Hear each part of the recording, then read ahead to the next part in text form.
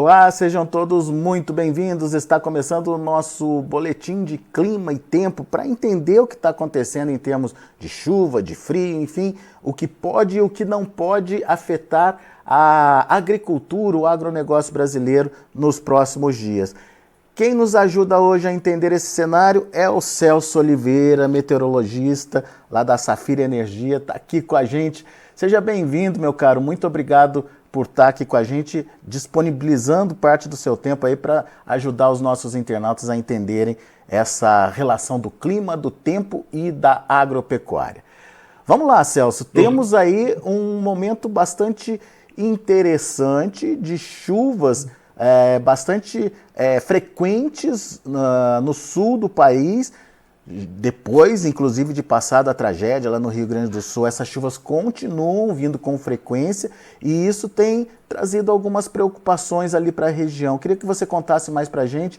E é normal esse avanço de frente fria tão frequente no sul nessa época do ano? Seja bem-vindo, Celso. Muito obrigado, olá, bom dia a todos. Olha, é normal termos precipitação frequente no outono, inverno e primavera, mas claro que esse ano vem acontecendo de forma extrema. Temos, na realidade, desde o final de abril, formação de bloqueios atmosféricos, né? O que isso significa, né? Significa o seguinte, que as frentes frias estão com dificuldade para avançar da Argentina, Uruguai, região sul e chegar às regiões tropicais aqui do Brasil. Elas estão parando, ora sobre Rio Grande do Sul, agora é mais entre Paraná e Santa Catarina. Já tivemos também chuvas persistentes entre São Paulo e Mato Grosso do Sul no início dessa semana, mas o fato é esse: toda vez que forma uma frente fria, ela tem dificuldade para avançar, e isso acaba fazendo com que a chuva ela seja persistente. Já não temos mais as inundações. Felizmente, já não chove com a mesma intensidade, mas a frequência, sim, atrapalha as atividades, principalmente o plantio do trigo, neste momento, no estado do Rio Grande do Sul. A própria Emater emitiu um boletim dizendo que está na fase final, mas ainda pelo menos 20% da área precisa ser plantada em uma janela curta de tempo. Vai dar tempo de se plantar esse trigo, Celso? A Emater, inclusive, até no boletim retrasado, né, ela comentou que a expectativa era que se terminasse dentro da janela, né, do ZARC, né, do zoneamento agroclimático. Mas há, sim, uma preocupação, inclusive, né, já nesse boletim mais recente, a própria Emater comentou que alguns produtores da região da Campanha e também da Serra Gaúcha já pensam em mudar um pouco a estratégia. Por exemplo, na campanha já há uma expectativa de parte dessa área ser destinada à pecuária, e na região da Serra, uma parte já não plantaria mais o trigo, justamente por quê? Porque essa cultura ela alongaria demais e já atrapalharia o plantio da soja mais para o final do ano. Então, a própria Emater já admite a possibilidade de termos aí uma redução, né, da área de trigo agora nessa fase final de plantio, justamente porque a janela, o período foi muito úmido, né? Houve muita dificuldade nessa instalação. Mas para quem tem fôlego, para quem pode, para quem não vai investir na soja lá adiante, enfim, ou para quem tem alguma outra estratégia, vai ter algum momento de trégua aí dessa chuva, Celso? Vai, só que essa trégua, ela coincide praticamente com o término da janela, tá? Então, eu trouxe até aqui um mapa para mostrar, né, o mapa da previsão da simulação GFS, né, que é a simulação americana, para mostrar como é que está a distribuição da chuva para os próximos dias. O problema é que quando essa chuva ela terminar, praticamente, como eu comentei, termina a janela. Aqui a precipitação, né, projetada para esta sexta-feira, para as próximas 24 horas. Então, a chuva mais concentrada entre o estado do Paraná e Santa Catarina, mas percebam, né, que sobre o Rio Grande do Sul, embora não seja um acumulado muito alto, né, no Paraná chega a 20 milímetros aproximadamente, Paraná e Santa Catarina, o problema é que o solo está muito úmido e a ausência de insolação faz com que a umidade do solo permaneça alta, a evaporação é lenta, né? Então, essa retomada das atividades de campo acaba sendo mais complicada. Passando para o sábado, vou colocar aqui já isso, agora para o sábado, né, percebam que a precipitação ela avança na direção do Rio Grande do Sul, então ganha intensidade, já Sim. temos aí algumas áreas perto do rosa, aqui já em torno dos 50 milímetros, então a expectativa de chuvas aí em torno de 50 milímetros entre Santa Catarina e o sudoeste do Paraná, e o norte do Rio Grande do Sul recebendo aí aproximadamente seus 20, 30 milímetros. Então, há uma expectativa do aumento dessa precipitação nesse fim de semana, e avançando para o domingo, né, a tendência, que é isso, o mapa do domingo agora, né, mostrando a formação de um sistema de baixa pressão, enfim, tudo associado a essa frente fria que está quase parado, o sistema frontal que está quase parado, mas o fato é que há uma previsão de chuva forte justamente sobre a campanha que eu comentei, que é uma área onde alguns produtores pensam até em desistir desse plantio por conta da chuva persistente. Ainda a previsão de chuva sobre o Paraná, exceção feita a algumas áreas do noroeste do Paraná, Santa Catarina com chuva sendo forte no litoral sul de Santa Catarina, e finalmente na segunda-feira é que a gente começa a perceber o afastamento dessa precipitação para alto mar. Ainda assim, segunda-feira há uma previsão de chuva fraca de um dia úmido no Rio Grande do Sul, e somente mais para terça-feira aí sim entra uma massa de ar frio, né? Já está frio atualmente, mas essa massa de ar frio ela avança para justamente secar mais a atmosfera, vamos dizer assim, e aí sim inibir de uma forma mais significativa a precipitação. E a partir daí, né, avançando um pouco mais, né, nos próximos dias, eu já estou chegando aqui na quinta-feira da semana que vem, sexta-feira da próxima semana, até volta a chover, mas é mais para o sul do Rio Grande do Sul, uma precipitação mais fraca. Mas o fato é o seguinte: dependendo da simulação, né, que a gente vai olhar, o GFS até está um pouco mais úmido. Tá? Ele mostra uma precipitação no próximo fim de semana. Mas tem algumas outras simulações que mostram que o período de tempo seco, né, sobre o estado do Rio Grande do Sul, ele tende a ser um pouco mais longo. Tá? E isso deve permitir, agora nesse início de segunda quinzena, uma retomada das atividades de campo.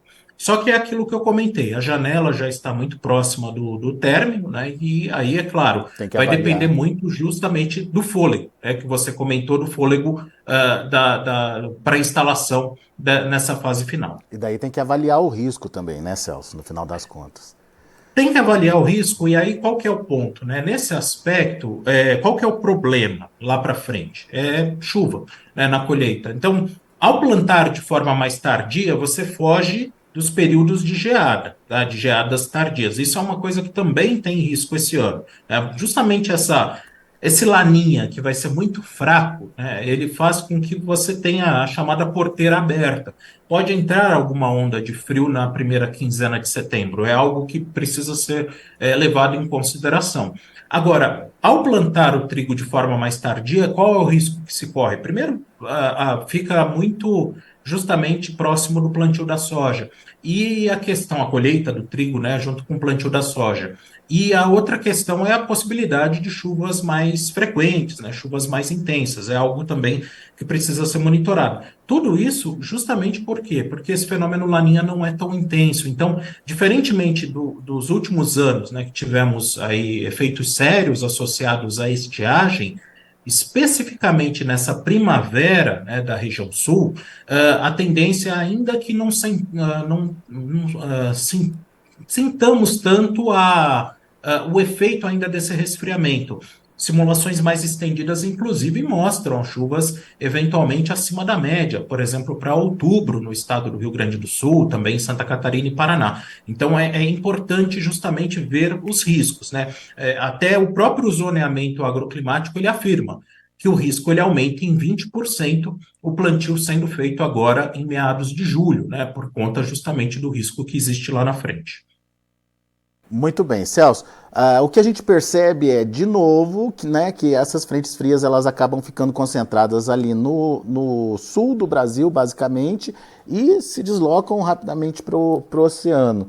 Essa faixa central e até o Mato Piba ali continuam secos, sem nenhuma Continuam previsão de chuva? secos, nenhuma perspectiva. Eu vou até apelar aqui para uma outra para um outro mapa, né, que ele mostra por semana, né? Ele mostra anomalia de precipitação. E aí, vale um ponto importante, né? Tem anomalia de precipitação justamente agora, esses próximos dias, pela chuva que vai acontecer, ela pega as três regiões, né? Mas o acumulado ele acaba ficando acima da média, principalmente Santa Catarina, né? A previsão é de um acumulado mais elevado por lá.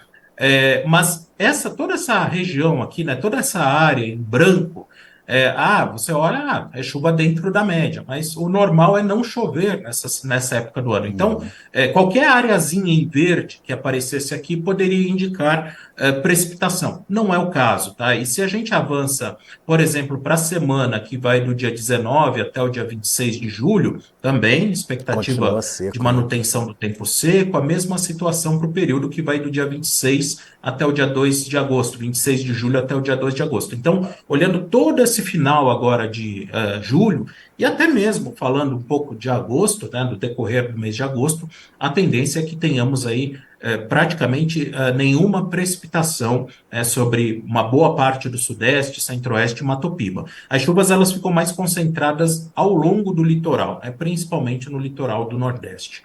Muito bem. Ô Celso, as perguntas já estão começando a surgir aqui, e dentro dessa perspectiva para agosto que você trouxe aí, o Paulo Fernando quer saber se no mês de agosto pode ter chuva lá para Sergipe, na região ali de Pinhão, município de Sergipe ali. Vale salientar o seguinte: a temperatura do Oceano Atlântico, ela que está mantendo as chuvas sobre o leste do Nordeste, tá? Então, essas temperaturas elas ainda estão mais elevadas que o normal, tá? Então, a expectativa, né? Por exemplo, quando a gente pega a anomalia de precipitação, esse aqui é o mapa de anomalia de precipitação para agosto, tá? A chuva até é inferior à média, tá? Ela até é um pouco abaixo do normal, mas isso não significa uma ausência total de precipitação. Só precisa tomar cuidado, porque já nessa época, a partir de agosto, a climatologia mostra que a chuva ela diminui já rapidamente, principalmente na segunda quinzena. Então, fiquemos atentos, sim, à possibilidade ainda de chuva para a primeira quinzena de agosto, mas cautela com relação à segunda quinzena de agosto, decorrer aí principalmente depois disso setembro, porque já não é um período favorável à precipitação. A temperatura do Oceano Atlântico está alta, mas ela vem declinando, né? A energia desse oceano vem diminuindo gradativamente, e isso vai fazer com que as chuvas percam força agora dentro de aproximadamente 30 dias. Aquela bendita chuva que engana, né? Fica todo mundo empolgado, se prepara para plantar, às vezes até planta, chega na hora, chega uma, 2 semanas depois, a chuva para de novo, né, Celso? E essa época, o que acontece? O leste do Nordeste está no ápice do período úmido, agora em julho. Então, ainda estamos tendo chuvas frequentes sobre o leste do Nordeste de uma forma geral. Porém, é nítido isso, é que há uma tendência, né, de diminuição, e é bem drástica. Essa diminuição costuma ser bem radical a partir da segunda quinzena de agosto, e o próprio todo o segundo semestre ele costuma ser mais seco. Então, a cautela é essa: a chuva até estende um pouco, mas não trabalhe com a hipótese de uma extensão muito no máximo 2 semanas, além do período, não muito mais do que isso em relação à climatologia da região. Tá, o Alencar Escopel quer saber a mesma coisa para o mês de agosto, né? Mas para o Mato Grosso, Celso. Tem Para o diferença Mato, do Nordeste para o Mato Grosso? pro Mato Grosso, a tendência agora é de. A perspectiva é de tempo seco. Na realidade, até vai acontecer algo interessante no Mato Grosso, que é a chamada chuva da Florada da Manga. Isso deve acontecer mais ou menos na segunda quinzena de agosto. Há uma tendência de precipitações, principalmente para a região do Parecis, tá? Mas é claro, é uma precipitação fraca, né? Não é o tipo de chuva que ainda significa uma regularização. Há um cuidado aí com relação às chuvas desse início de primavera, né? A tendência é que essas chuvas ainda sejam um pouco irregulares, mas o final, né, principalmente já novembro, dezembro, essa precipitação ela começa a ganhar mais intensidade. E aí eu chamo atenção, né, pensando em Mato Grosso, principalmente para as áreas mais ao sul e oeste do Mato Grosso. Então, Rondonópolis, a região própria do Parecis, são as áreas que têm maior potencial para precipitações de forma aí, principalmente novembro, dezembro. A questão por exemplo, do Araguaia, pensando, subindo um pouco mais na direção aí do leste e nordeste do Mato Grosso, e também o Nortão, né, a região de alta floresta, o cuidado que a gente vai precisar ter aí é com relação a uma possibilidade de um atraso um pouco maior dessa regularização da chuva, mas diferentemente do que a gente viu na safra passada, né, que foi um período seco prolongado e Sim. uma quebra significativa aí no desenvolvimento da soja, a tendência posteriormente é que essas chuvas elas acabem ganhando força e se não compensando, mas pelo menos elas ajudando a terminar o ciclo da soja, porque com essa formação do Laninha, né, que a gente vai ter agora no segundo semestre, mesmo que seja fraco, ele acaba permitindo que parte dessa umidade, parte dessa chuva venha pela costa norte do Brasil e consiga alcançar áreas do norte do Mato Grosso. Então, a cautela é essa, é um pouco de cuidado aí com relação ao início da primavera, mas a perspectiva para o Mato Grosso, de uma forma geral, melhor do que o observado no passado recente. Legal. O Paulo Fernando está explicando aqui que lá de Pinhão, lá em Sergipe, que ele plantou capim nessa semana. Então eu imagino que ele está precisando de uma chuvinha ali para ajudar o capim a se desenvolver, né? Ainda tem chuva, porque o que acontece? O que vai acontecer agora em agosto, né? Até os próprios mapas eles podem nos ajudar nesse aspecto, de mostrar o seguinte, tá?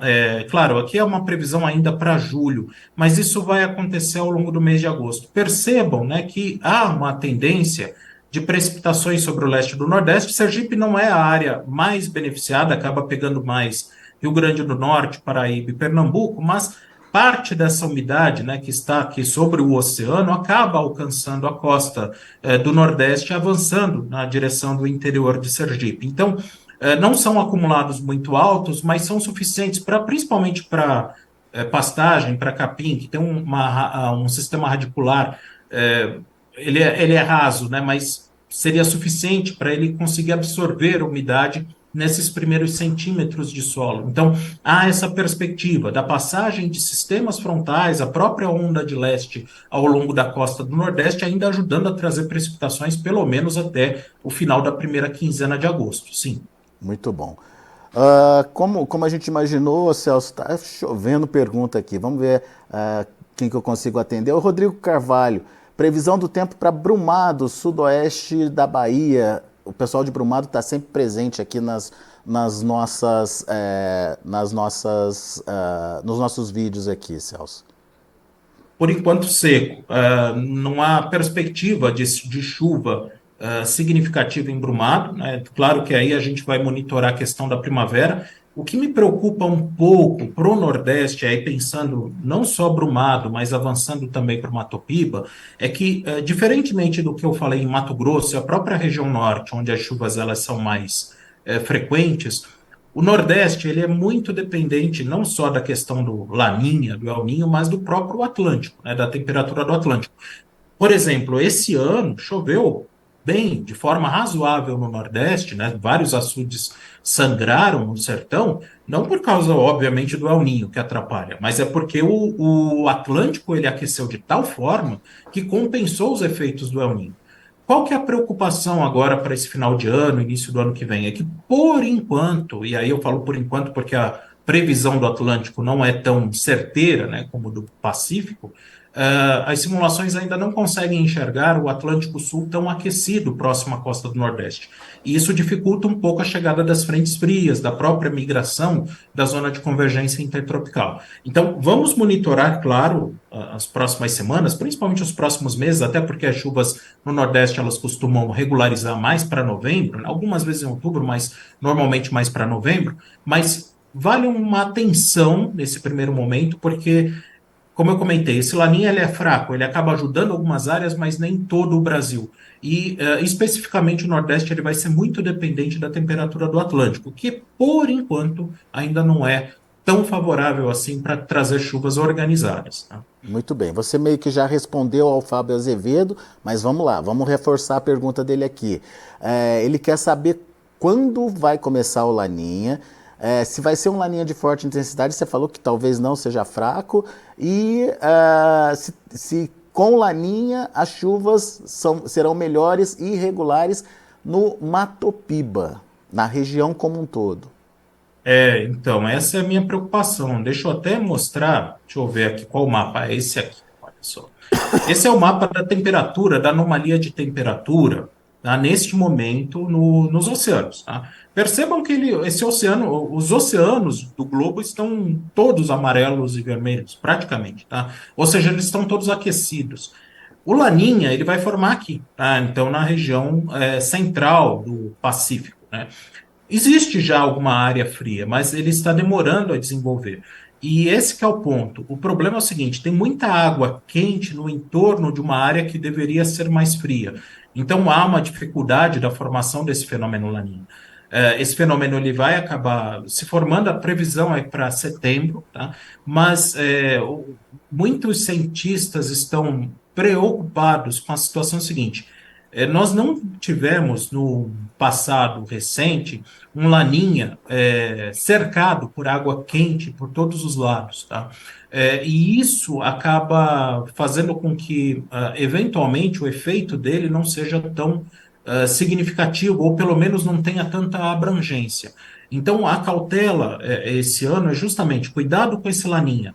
Ele não é tão intenso assim, e para alguns locais ele pode passar, infelizmente, uma falsa sensação de uma situação mais confortável. E nós não temos ainda essa garantia. Tá? Inclusive, até para mostrar um outro mapa para vocês, aqui da anomalia, por exemplo, de precipitação, esse é o modelo CFS, modelo americano. Por exemplo, quando a gente coloca a previsão até para novembro, né, aqui é a anomalia de precipitação em novembro, até aparece essa precipitação sobre o Mato Piba. Então, há uma área com chuva, não uma chuva muito organizada, mas aparecem algumas áreas com precipitação acima da média. O problema é que quando a gente vai avançando, olha só, por exemplo, para janeiro, né, de 2025, tá? Então aqui é o dezembro ainda pouco menos, mas ainda aparecimento de algumas áreas com chuva acima da média. Mas quando chega, por exemplo, janeiro, né, essa precipitação ela perde intensidade, né? Em fevereiro, a zona de convergência intertropical ela começa a descer, compensa sim a chuva no Maranhão, Tocantins e Piauí, mas ainda falta, por exemplo, sobre a Bahia. Por isso que a minha preocupação esse ano é com relação a algumas áreas do Nordeste, porque é um laninha fraco, o Oceano Atlântico, por enquanto, não ajuda tanto, e isso faz com que você tenha algumas regiões que acabem sendo descobertas. Elas até têm precipitação no início do período úmido, mas depois disso, essa precipitação ela acaba perdendo um pouco de intensidade, acaba sendo um pouco mais irregular. Então, claro, ainda está cedo para cravarmos isso, concordo que ainda esteja cedo, mas é um ponto de atenção, tá? Pensando principalmente em cultivares, enfim, o investimento que pode ser feito esse ano com relação à próxima safra. Cautela, porque a chuva ela acontece, mas ela é irregular. E são aqueles veranicos que acabam interferindo naquele momento de desenvolvimento da planta, né? Exato. Se coincidir florescimento, enchimento de grão, exato. Né? Se coincidir com florada, enchimento de grão, isso pode dar um prejuízo grande, né? Então, esse é o ponto, é uma cautela com relação a esse desenvolvimento, né? E o período de plantio, porque sim, infelizmente há uma expectativa assim de termos aí veranicos durante esse período agora, o próximo período úmido no Nordeste. Muito bom. Ô Celso, o Matheus Santos, ele está perguntando o seguinte: a previsão para o Atlântico Sul não tão quente vale também para a costa da Bahia, essa previsão que você trouxe aí? Vale, e é por isso mesmo que aparece, né, nesse mapa, por exemplo, em janeiro, fevereiro, o que acontece aqui, olha só. Por exemplo, em janeiro, as frentes frias elas param aqui na altura de São Paulo. Então, já o norte do Espírito Santo, Minas Gerais, Bahia já ficam descobertos, né? Então, em anos anteriores, o que tivemos é que justamente essas águas mais quentes, elas evaporavam com mais facilidade e isso organizava a chuva sobre o Nordeste. Então, isso aconteceu já no final do ano passado, né, o aquecimento do Atlântico Sul aconteceu a partir de novembro, e quando chegou em janeiro, né, na verdade, houve um atraso na regularização da chuva, mas a partir de janeiro, agora de 2024, essa precipitação ganhou um pouco mais de intensidade. Para alguns lugares não foi suficiente, tá, para fechar o ciclo. Houve quebra. Para outros ainda foi suficiente. Mas a preocupação esse ano é que, justamente, por enquanto não aparece um aquecimento tão forte do Atlântico como aconteceu no final do ano passado. Muito bem. Bom, o Michael Douglas, gostaria de saber como fica o tempo próximo em... Peraí, vamos de novo. Bom dia, gostaria de saber como vai ficar o tempo nos próximos dias em Anápolis, Goiás. Seco. Seco, né? Seco. Seco, não muda. Então, assim, eu até tenho conversado com alguns produtores do entorno do Distrito Federal, e justamente falando isso, porque a gente ouve muita notícia, é natural, né? Fez 6 graus abaixo de zero em Bagé essa semana, foi a menor temperatura desde 1918. Choveu forte aqui em São Paulo, Mato Grosso do Sul, né? Vem chovendo no sul. E aí você fica na dúvida, justamente, será que não vai, essa chuva não pode subir, esse frio não pode avançar? Até em áreas vulneráveis, por exemplo, café, né? Não, tá? Por enquanto não. Esse tal bloqueio, né, que eu comentei, ele acaba segurando tudo, segurando a chuva, segurando o frio todo no centro e sul do Brasil e não permite que esses sistemas alcancem a região de Anápolis, Goiânia, ou em torno do Distrito Federal. Tendência de tempo seco, não apenas nos próximos dias, mas nas próximas E semanas. temperaturas altas também, Celso? Grande amplitude térmica, aí vale salientar, né? Justamente por conta da baixa umidade do ar, né? Você acaba tendo temperaturas que eventualmente batem próximos dos 10 graus pela manhã, mas à tarde chega a 30, né? Então, tem uma grande diferença de temperatura entre a manhã e a tarde, mas não é onda de frio, né? É associada, na verdade, à baixa umidade do ar. Muito bem. A Isabel Cordeiro quer saber quando chove no Vale do Rio Doce, Minas Gerais. Eles estão esperando chuva lá, Celso. Olha, no Vale do Rio Doce, pensando na cabeceira do Vale do Rio Doce, ainda demora. Há uma expectativa de começo das primeiras precipitações em setembro. Na segunda quinzena de setembro já começam a dar aquelas mangas, né, aquelas chuvas isoladas. Ganha um pouco mais de intensidade em novembro. E já na cabeça, aí já pensando mais na foz, né, do Rio Doce no Espírito Santo, aí já até tem previsão de chuva nos próximos dias. Por quê? Porque essas frentes frias que estão hoje na altura do Rio Grande do Sul, elas avançam apenas pela costa, né, e acabam trazendo alguma precipitação para o litoral e parte da zona da mata do Espírito Santo, mas não consegue, realmente essa umidade não consegue avançar na direção de Minas Gerais. Em Minas Gerais, no Vale do Rio Doce, apenas a partir da segunda quinzena de setembro. E José Mendes quer saber quando as chuvas voltam para o centro da Bahia, região central ali da Bahia. Por enquanto, novembro, tá? Mas aí fica de novo o alerta, né? Tem previsão de chuva em novembro e dezembro, mas janeiro, fevereiro são meses, por enquanto, mais secos. Então, o cuidado esse ano é justamente esse. A chuva começa, mas tem que ficar atento porque há veranico, infelizmente, no meio do período úmido. E o Ricardo Bueno quer saber das chuvas em Jabuticabal. Jabuticabal aqui no interior de São Paulo. Pois é, chegou perto, chegou perto. Tivemos Bateu na precipitações trave. agora. Essa semana. Essa semana choveu até a região central do estado de São Paulo, né? Choveu até a região do Vale do Rio Tietê, mas na região de Jaboticabal, Bebedouro, Ribeirão Preto, essa precipitação não alcançou. E agora fica difícil imaginar, porque essa chuva ela vai até, na verdade, retroceder, ela vai ficar lá na altura da Argentina, do Uruguai, agora na semana que vem, e isso, claro, diminui ainda mais a chance de precipitações sobre o norte de São Paulo, centro e norte de São Paulo. Nesse caso, vale a mesma notícia do Vale do Rio Doce, né? As chuvas elas devem voltar ainda na forma de pancada isolada a partir da segunda quinzena de setembro. Boa. E só para a gente encerrar, a Luan de Eringues, eu acho que é isso. Na região central do Rio Grande do Sul, tem previsão de geada tardia esse ano, em agosto e setembro?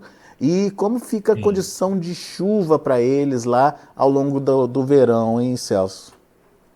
Então, olha só, e aí, primeiro tem o risco sim de geada, tá? Então, trabalhe com a hipótese da possibilidade de geada até a primeira, eventualmente até a segunda quinzena de setembro, segunda quinzena não, segunda semana, até dia 15 de setembro, dia 7, dia 15 de setembro.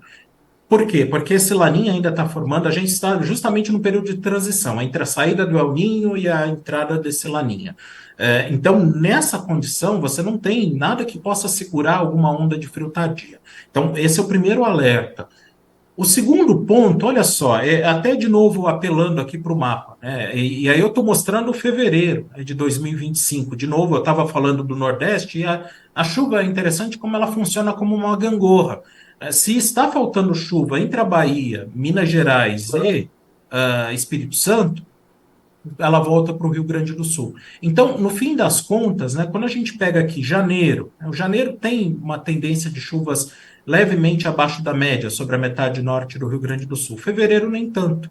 Tá? E se a gente avança para março, fica próximo da média, abaixo da média na campanha, mas próximo da média sobre a metade norte do estado. O que, que eu quero dizer com isso? Não é que não tenha estiagem, não é que não tenha diminuição da chuva, mas pensando principalmente nos 2 últimos anos de Laninha, que aí o efeito do Laninha foi muito severo, Sim. né, uma seca muito intensa. Normalmente, o primeiro ano de Laninha não costuma trazer uma estiagem tão longa. Então, é claro, vai ter diminuição da chuva, precisa ter cautela aí, principalmente com relação a janeiro, com florada, enchimento de grão. Aí, nesse caso, janeiro é para milho, né? Fevereiro é mais a soja. Isso, milho tardio, né? Mas o fato é que a expectativa é que esses períodos de tempo seco eles não sejam tão longos. Tá? Inclusive, a primavera, enquanto a chuva não voltar para o Nordeste a partir de novembro, a primavera ela tende a ser úmida. Tá? Então, setembro, outubro também tem previsão de chuvas frequentes. Então, o efeito do Laninha ele é um pouco mais restrito nesse primeiro ano. E aí, claro, a gente vai monitorar se eventualmente esse Laninha ele vai persistir no segundo semestre de 2025. Caso persista, aí sim o alerta ele se torna maior. Mas por enquanto não. Por enquanto a tendência é sim cautela, mas não há uma perspectiva de estiagem, de uma seca intensa sobre a região sul nesse ano de 2025, pelo menos não no primeiro trimestre. Muito bom. Show de informação com o Celso Oliveira aqui com a gente, trazendo informações de curto, médio, longo prazos aí para você que nos acompanha. Obrigado também pela interação de todos vocês com a gente aqui no Notícias Agrícolas. É sempre bom poder ter esse contato e entender quais são as necessidades e as dúvidas dos internautas que participam aqui com a gente. Não se esqueçam, vocês que estão nos acompanhando aqui pelo YouTube, de fazer sua inscrição no canal, de deixar o seu like, o seu joinha aí pra gente e, claro, acionar o sininho para sempre que a gente tiver com um especialista como o Celso aqui, você poder participar, interagir com a gente, enfim, tirar todas as suas dúvidas. Então, acione o sininho ali para o Google, ou o YouTube, desculpa, informar vocês quando a gente estiver ao vivo. Meu caro Celso, quer deixar seus contatos, quer deixar suas redes sociais, fique à vontade, viu? Pois é, agora eu estou numa empresa de comercialização de energia chamada Safira Energia e o contato aí pelo Instagram é Celso Meteorologista. É aí que você acaba me encontrando e aí a gente conversa aí sobre as condições de tempo, tá Boa. certo? Muito bom, Celso. Obrigado, viu? Obrigado pela disponibilidade de estar aqui com a gente e obrigado por abrir aí os mapas para os nossos internautas. Volte sempre, Celso. Muito obrigado pela oportunidade e até a próxima. Até a próxima. Tá aí, Celso Oliveira, meteorologista da Safira Energia, aqui com a gente, trazendo informações importantíssimas sobre clima, tempo, tendências para o clima e tudo para que você possa ficar bem informado e se programar, se preparar pelo que vem pela frente. Bom, a gente vai ficando por aqui, Notícias Agrícolas, informação agro relevante e conectada.